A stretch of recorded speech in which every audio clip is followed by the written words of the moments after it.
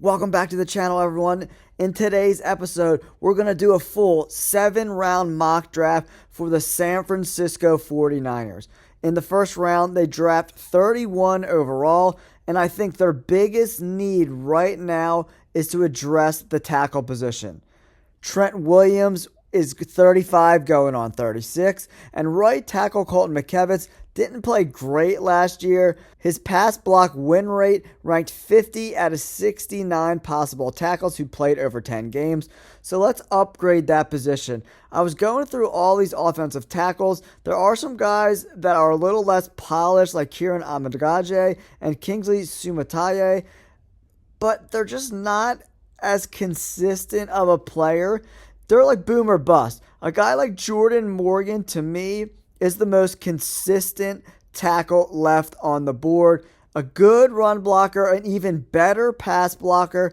And if you look at the PFF breakdown, Morgan is a smooth-moving prospect whose best position in the NFL might be guard. So this gives them some flexibility to train at tackle behind Trent Williams and get taught up by him. And if he's not quite good enough to play tackle at the NFL level, he could always move inside the guard. He's got the size, 6'6", 320. I like him at the number 31 pick. I think it's good value and a solid prospect with a really low floor. Jordan Morgan's going to be my first pick at number 31 overall for the San Francisco 49ers. As we head into the second round, the 49ers are picking 63 overall.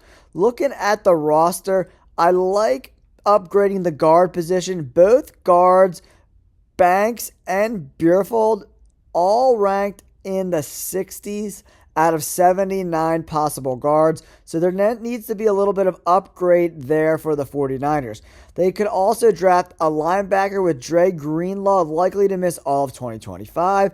And D-line also needs to be addressed. Chase Young is gone.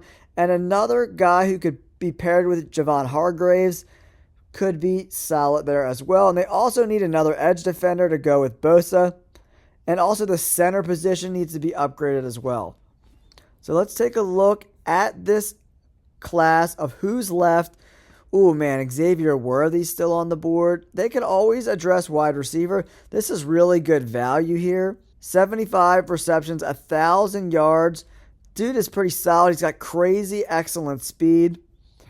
They also could address cornerback. They have pretty solid cornerbacks, but they are getting up there in age in the late 20s, so they could always address that position. A guy like Kyrie Jackson, super solid player. He's got big size, super athleticism, 6'3", 195 pounds. I like him there. Let's check out the guard position. Christian Haynes seems to be the best graded guy left, and he's got really, really good grades. 80 run block, 82 pass block, 89 zone grade. I really like this pick. Haynes showed in his tape and at the Senior Bowl that he has starting potential, measurables, and traits at guard in the NFL. His best work comes on the move, which would bode well for zone blocking schemes and as a puller for man and gap schemes. This dude's really, really good. I know some San Francisco 49ers fans might want to address defense here, but I just think value-wise, I think Christian Haynes is the best value, especially because the guards Aaron Banks and Spencer Burfold did not play well this year. Banks was 60 out of 79 and Burfold 64 out of 79. Let's add some more depth to that offensive line room, and then we could go and focus on defense later in the draft. Let's do it. Christian Haynes, the end of the second round, the 63rd pick overall. Now let's move on to the third round. The 49ers are picking number 94 overall. As I look at these guys, the highest ranked is Michael Hall Jr.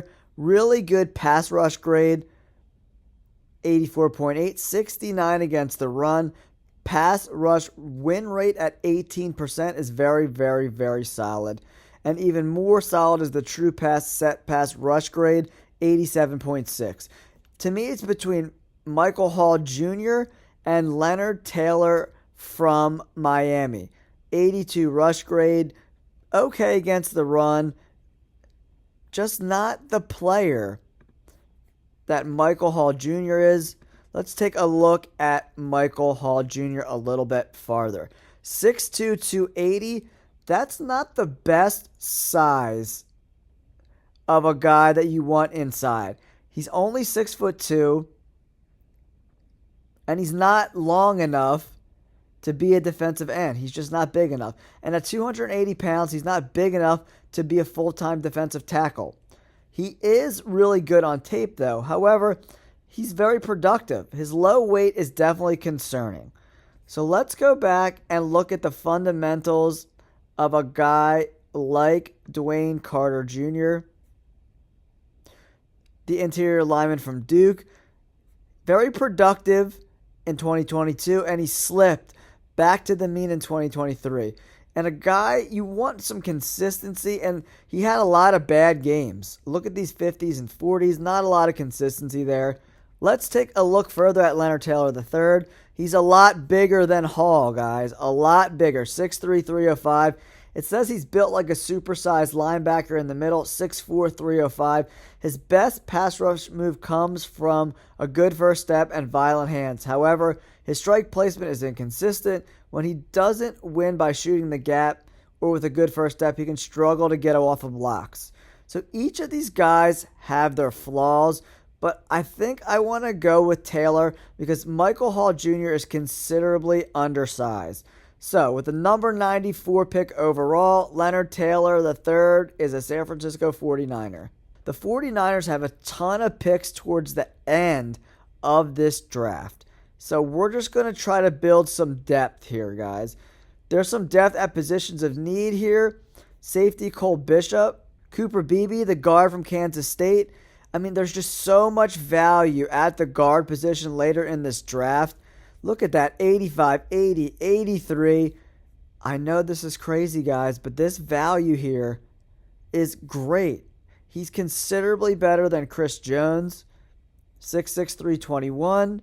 Cooper Beebe, look at his size, 6'4", 335. He's a monster. The value there is just too good to pass up. I'm drafting another offensive lineman. The 49ers need guard help, so we're going to address the guard position yet again. Round 4, pick 32. A guy I was looking at with our last pick is Chau Smith-Wade, the cornerback from Washington State. Solid numbers, coverage grade 76.3. Not the best against the run. Zone coverage pretty decent. We also have McKinley Jackson from Texas A&M, the interior lineman. Consistently getting better year after year. I like the 4 sacks there coming from the interior defensive lineman. Solid player.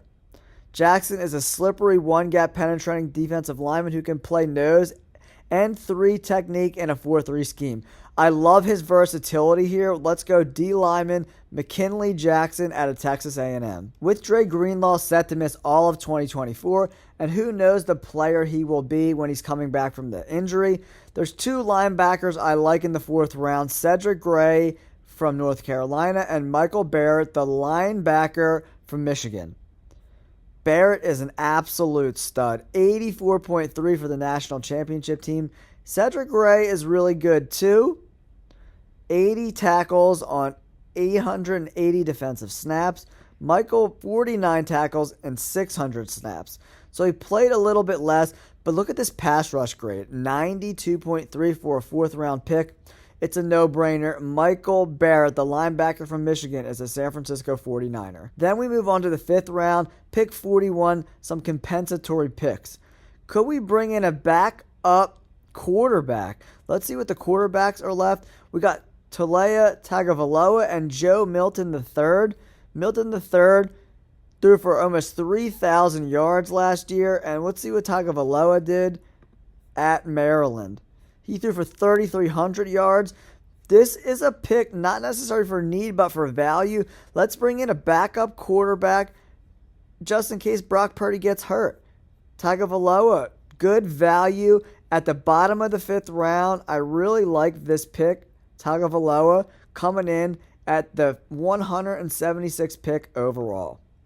All right, guys, another value play that I've scouted a lot during doing all my mock drafts is this guy, Jalen Green from James Madison.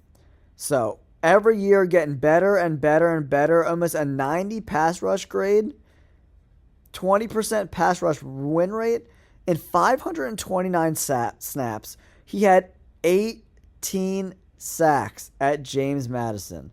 So this is a guy you take a flyer on and see if his skills can translate to the NFL level. I love Jalen Green at pick 211. A few picks later, I want to go running back here. Let's bring a guy in, killed it in college, over 1,100 yards the last 2 years, 5'8", 195. He can kind of be that supplemental back so we don't run Christian McCaffrey into the ground. I love Frank Gore Jr. with the 6th pick, pick 39 in the 6th round. All right, we have one more pick. Not quite Mr. Irrelevant, but one before round 7, pick 31. Let's see if we can find some value here. Center Andrew Ryan. This could be an interesting pick here. You know, at this point in the draft, all these guys are going to be developmental guys or some guys you could play on special teams. Tyler Owens, not too much. I remember looking at Dallas Gant earlier in some of my other mock drafts. It seems like this guy could be a very good special teams player. Great against the run, not so good against the pass, but very good in coverage. Add a little more depth to the linebacker room. That could be a spot. Let's compare him to Trevin Wallace, the linebacker from Kentucky. Just not the same type of player with that potential upside. So Dallas Gant is going to be my runner-up to Mr. Irrelevant, round 7, pick number 31. All right, guys, here's my mock draft for the San Francisco 49ers. We're going Jordan Morgan, the tackle, in round 1, pick 31. We did really good in round 2 with Christian Haynes, bringing in some more offensive line help. They didn't grade Leonard Taylor that well, but I really think their grade is wrong here. I watched the tape on Leonard Taylor III, and he looks really good. And then we had another amazing pick in round 4. 2 really good picks, in my opinion. Cooper Beebe, A- for another guard. We got some really solid offensive linemen to add to that room. And then we got McKinley, Jackson, Barrett, Tagovailoa, Green, Frank Gore Jr., and Dallas Gant. I think this is a pretty solid haul for a team picking second to last in the NFL draft. Let me know in the comments below, who would you like to see the 49ers draft in the first couple rounds? And did I address some of the San Francisco 49ers' biggest needs going forward? Don't forget to hit that like button, subscribe to the channel. Thanks so much for tuning in. Peace.